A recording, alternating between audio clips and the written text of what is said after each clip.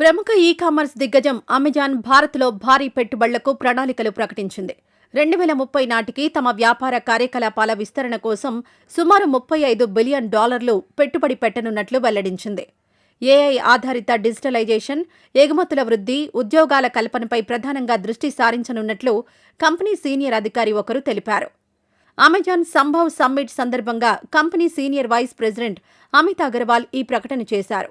Amazon ఇప్పటివరకు భారత్లో $40 billion పెట్టుబడి పెట్టింది. ఇప్పుడు 2030 నాటికి మా అన్ని వ్యాపారాల్లో మరో $35 బిలియన్ పెట్టుబడిగా పెట్టబోతున్నామని ఆయన వివరించారు. ఈ పెట్టుబడులతో భారత్ నుంచి ఎగుమతులను ప్రస్తుతమున్న $20 బిలియన్ నుంచి $80 బిలియన్ పెంచాలని లక్ష్యంగా పెట్టుకున్నట్లు తెలిపారు. అలాగే అదనంగా 10 లక్షల ప్రత్యక్ష, పరోక్ష ఉద్యోగాలను సృష్టించనున్నట్లు స్పష్టం చేశారు.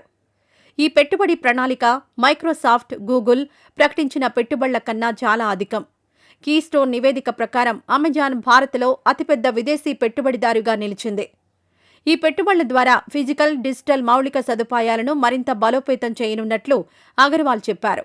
ఇందులో భాగంగా ఫుల్ఫిల్మెంట్ సెంటర్లు, రవాణా నెట్వర్కులు, డేటా సెంటర్లు, డిజిటల్ చెల్లింపుల వ్యవస్థలను విస్తరించనున్నారు.